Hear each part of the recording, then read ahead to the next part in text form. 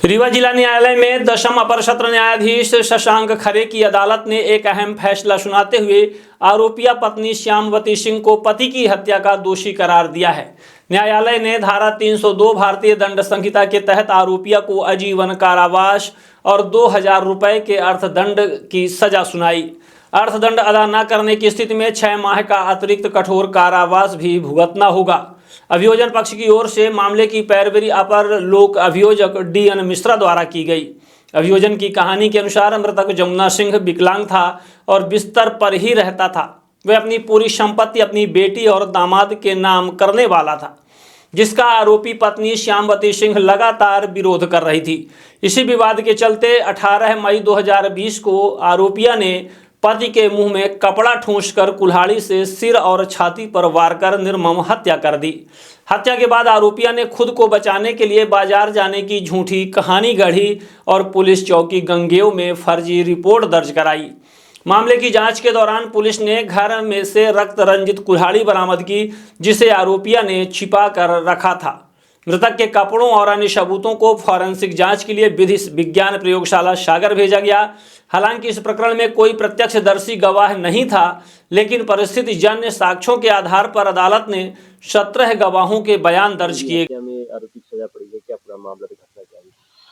ये घटना है ग्राम मढ़ी खुर्द थाना मनगवा की। यहाँ पर जमुना सिंह अपनी पत्नी श्यामवती सिंह के साथ निवास करता था।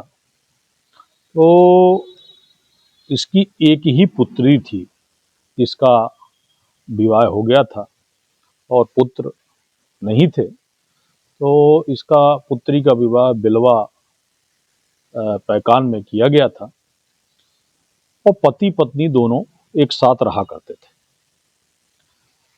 पति जमुना सिंह के द्वारा जो उसकी अचल संपत्तियां थीं, वो अपनी पुत्री और दामाद के नाम पे कुछ करा दिया था, कुछ शेष बचा हुआ था। और जमुना सिंह पैर से विकलांग थे, बिस्तर पर ही रहते थे, चल फिर नहीं सकते थे। एक्सीडेंट की वजह से उनकी पैर की हड्डी टूट गई थी। तो ये जो प्रॉपर्टी थी जो जमुना सिंह अपनी पुत्री और दामाद के नाम पे कर रहे थे, इसी बात को लेकर आरोपिया माने जमुना सिंह की पत्नी श्यामवती सिंह से इनका अक्सर विवाद होता रहता था। और विवाद एक दिन इतना बढ़ा कि वह क्रोध में आकर के अपने पति को टांगी से कई बार किया और उसके सर में मारा, उसके सीने में मारा। और जब मारा वो जोर जोर से आवाज हल्ला गुहार करने लगा। और इसके पूर्व भी जब भी पत्नी उसको मारती थी तो वो हल्ला गुहार करता था, तो गांव के अड़ोस पड़ोस के लोग जाकर के बीच बचाव करते थे। और उस दिन जब मारना चालू किया, टांगी से मारा उसने, तो वो आवाज ना निकाले तो आरोपिया श्यामवती सिंह ने उसके मुंह में कपड़े ठूंस दिए और बेरहमी के साथ मारपीट करने के बाद जब वो मृत हो गया तो दरवाजा को बाहर से बंद करके और गंगेय बाजार चली आई और वहां पर उसने सब्जी भाजी किराना खरीदा।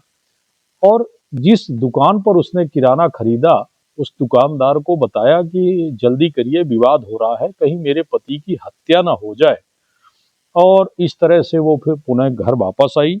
और वापस आने के बाद प्लानिंग के मुताबिक 18/5/2020 को वह थाना मनगवा जाती है और जाकर के वहां सूचना देती है कि मैं चाय पत्ती सब्जी भाजी लेने गंगेय बाजार चली गई थी और 12 बजे दिन में गई थी और वापस आई तो मेरे पति को किसी ने हत्या कर दी है, अज्ञात व्यक्ति ने हत्या कर दी है।